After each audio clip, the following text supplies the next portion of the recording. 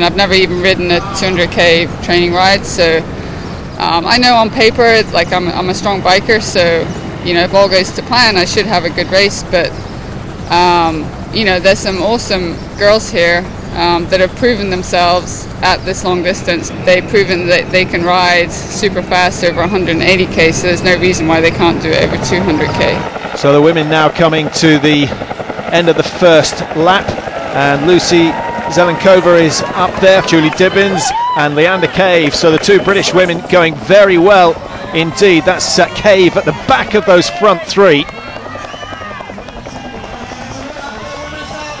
Looks like Julie's taking it really steady at the moment. I think she's realising that she's got 200 kilometres on the bike. It's a new entity for her. She's not sure, because Julie is an outstanding swimmer, and as is Leander actually, and I think these two could in fact pull away quite early on in this race if they wanted to, but they will be thinking about that long bike ride, and probably they're going to be going easier than the rest of the field despite the fact that they're leading.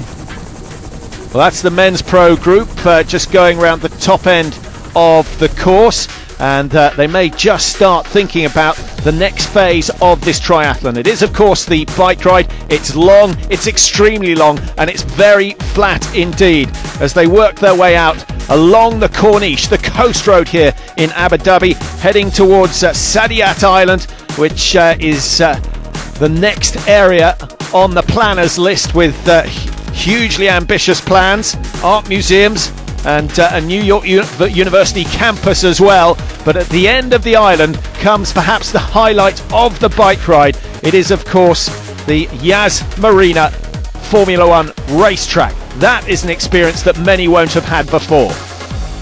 I think they're very excited, the athletes, about going around the Formula One track. It's set up for fast cars going around fast bends, and I think what the athletes are going to try and do is get their bikes to go fast around these bends.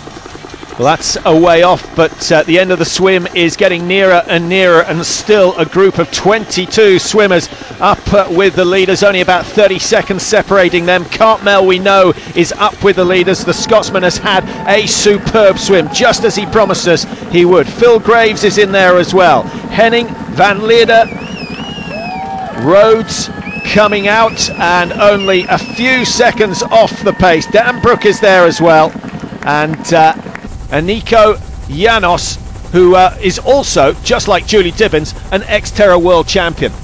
Absolutely, the form is there, the pedigree is there, and this is very much similar to a lot of men's racing, with a front pack developing in the swim, and they'll probably go out on the bike together. They're going to have to get some water on board. That water's very warm, and therefore they're going to have to start refueling straight away.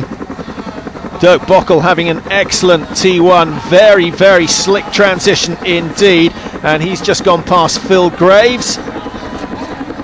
Well, there it starts to go wrong, just dropping one of his hydration packs, I guess. How important is the transition? At this level of racing, at this distance of racing, I should say, not as important as at Olympic distance. Certainly they're going out onto a non-drafting bike, so they're not looking to form a small, tight pack. But I think what I saw there was Phil Graves looking to go through transition in earnest, and I suspect he's going to try and do what he did in the Ironman and go out very hard on this bike ride. So away they go, 200 kilometres to cover on this second section. No drafting permitted, which doesn't favour the likes of Rasmus Henning of Denmark, who's very strong on those drafting races. But still important to stay in that leading group, give yourself some idea of what you've got to do. And the advantage for the slightly weaker riders is the fact that the roads are long and straight. It's going to be very difficult to get out of sight. Absolutely, there's no hills at all, so it's flat. It's put it in the big gear, get the gears rolling, and continue to keep those athletes in sight. Well, that's exactly what the women are about to do now. Zelenkova still up there with the leaders. Dibbins is there for Great Britain. Cave with an excellent swim, just mirroring the performance of Julie Dibbins. Hilary Biscay, usually a very strong swimmer, slightly off the pace in this one, and she may pay the price for that. There's Rachel Joyce from Team Abu Dhabi Triathlon, a strong biker. This is an opportunity for her to get up the front of the field.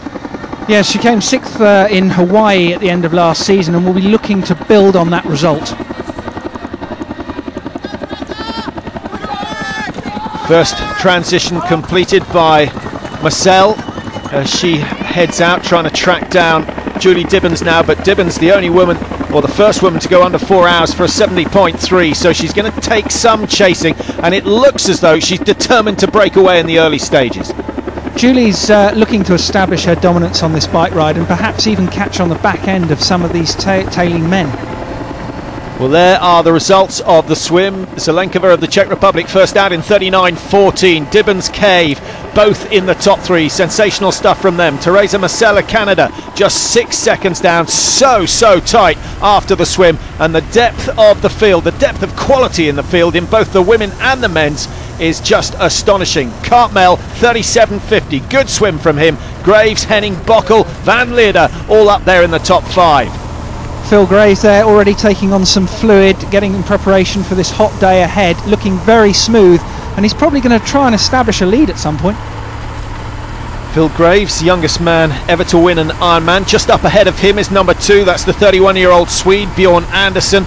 A swim bike monster he's been described as. Interesting to see what he can do on this second phase. Yeah, it's early in the morning and the temperature's beginning to rise. They've got 2.5 laps to do and they're heading into the Formula 1 course, Formula 1 track twice. I think they're going to break this course up into different sections, and certainly that Formula 1 circuit is a key element within this race. And averaging speed perhaps for the whole 200 kilometres of over 40 kilometres an hour. One man that should be able to live with that is number 23, Enrico Clanos from Spain. As we've already mentioned, the world Xterra champion, very strong both physically and mentally. 200 kilometers in a triathlon, I think it's going to be the first time we all ride this long in a race, so we'll see what happens. Because there are very good cyclists here, and obviously they have to push hard during those 200Ks to try to have a big lead before the run. So I think there are 10-15 guys very strong, very fast, and anybody can have a good day and get the victory. Everybody's in front of me is someone that I have to take care of. Well, a fairly obvious race plan from Llanos as he heads out into the front of the field, and now it's up to the rest to up their pace and stay with the Spaniard. Very early days to be going hard. Absolutely, he looks to be pushing a bigger gear than some of the other athletes. I think he's trying to keep his heart rate low, establish a nice rhythm, and also you've got to be careful with the fact that it's a non-drafting race, and you don't want to be too close to the athlete in front. So he's put himself into the lead and trying to control this race early on. One man who likes these sort of conditions, hot and flat, is Faris Al Sultan, and he's pulled himself out of the Indian file and starting to make his way up through the field, heading towards that lead of Llanos at the front. Julie Dibbons leading the women's race. Very steady progress from her, and now on the back of some of the pro men. Julie catching on the back of Jordan Rapp there, the tail end pro men, and this will give her a real target, something to aim for up the road. This is Leander Cave, looking very comfortable indeed, former Olympic distance world champion, and she'll be happy with second, but it's going to be a tough day chasing down Julie Dibbons. Back in transition, and now 5 minutes off the pace is Beresetegui of Spain. You may have noticed that taping on the right knee. That's the result of a training accident, hit by a car while she was out on the bike, and she's done amazingly well to get herself on the start sheet here in Abu Dhabi. Sam McGlone for Canada, she's got to go some to make up for a slow swim.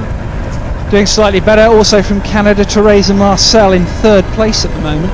Looks very comfortable out there.